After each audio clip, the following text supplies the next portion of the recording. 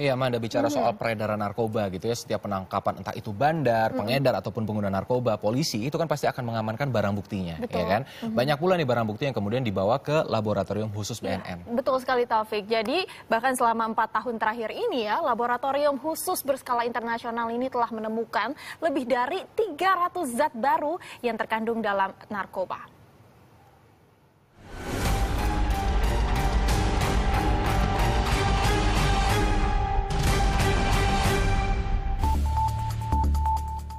Narkoba. Barang haram ini seolah tak pernah berhenti menghantui peminatnya. Peredarannya yang marak bahkan telah menjadikan Indonesia dalam status darurat narkoba.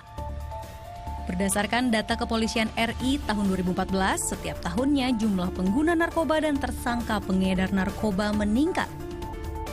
Badan Narkotika Nasional sejak tahun 2003 memiliki lab khusus untuk membuktikan dan menetapkan jenis sampel-sampel atau barang bukti narkoba yang diamankan kepolisian. Keberadaan lab ini penting dan menjadi salah satu pilar penegakan hukum di Indonesia.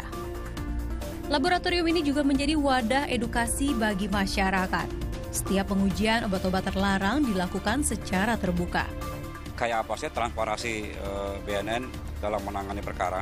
Jangan sampai barang yang disita sekian, yang diproses sekian, yang dimusnahkan sekian. Karena di dalam hukum, penegak hukum tidak boleh menyimpan barang bukti narkotika dengan cara-cara yang tidak sah. BNN juga dapat memastikan dan menjamin bahwa hasil dari setiap tes yang mereka lakukan teruji kebenarannya. Lab ini secara profesional bekerja sama dengan lab internasional di bawah naungan United Nations Office on Drugs and Crime atau UNODC. Sebelum melakukan tes uji terhadap barang bukti narkoba, tim laboratorium memiliki beberapa tahap yang harus dilewati para pelapor. Seperti penerimaan barang dan sampel, pengukuran dan penimbangan sampel. Tes pendahuluan berupa persiapan barang bukti, lalu uji lanjutan dan pemberkasan. Pada prinsipnya adalah di sini kan untuk mencari kebenarannya. Jadi dari suatu barang bukti ataupun dari suatu zat yang sampel yang dikirim.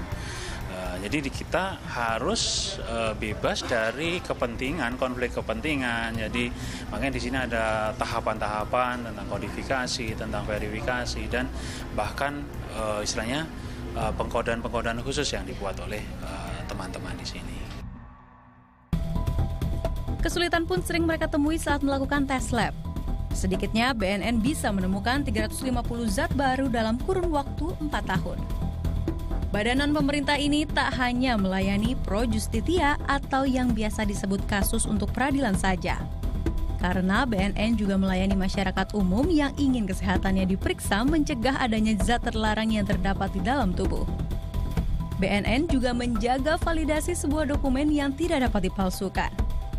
Ya, awal tahun 2015 lalu, Laboratorium BNN telah mengembangkan salah satu bentuk program berbentuk barcode pada berita acara. Saat ini, saya tengah bersama Bapak Kuswardani, selaku Kepala Lab Laboratorium BNN Jakarta. Bapak, bisa diperlihatkan bagaimana sistem kerja dari barcode tersebut, Pak? Ya, ini contohnya, Mbak. Jadi, berita acara kita seperti ini, dia ada barcode di atas. Yang barcode ini adalah mengeling pada web kita yang akan menunjukkan tersangka, barang bukti, dan hasil laboratoriumnya. Jadi ini bisa dicek oleh siapa saja menggunakan scanner, QR scanner di handphone ataupun di alat yang lain seperti ini. Jadi maaf, jadi seperti ini kita langsung bisa men-set. Nah, dia akan ngeling langsung kepada lab BNN dan bisa dibuka. Hasilnya siapa berita acara tersebut gitu, seperti itu, Mbak. Jadi fungsinya untuk menghindari istilahnya pemalsuan supaya tidak, nantinya barcode ini akan selalu ngeling dengan isi berita acara seperti itu, Mbak. Oke, terima kasih. Banyak, Bapak. Ya, diharapkan dengan adanya sistem pengembangan baru ini tidak ada pemalsuan yang dapat dilakukan oleh orang-orang yang tidak bertanggung jawab. Karena bersifat rahasia, dokumen ini hanya bisa diakses oleh BNN, tim penyidik polisi, dan jaksa. Lucy Afrianti, Aji Dwi Pramono melaporkan untuk NET.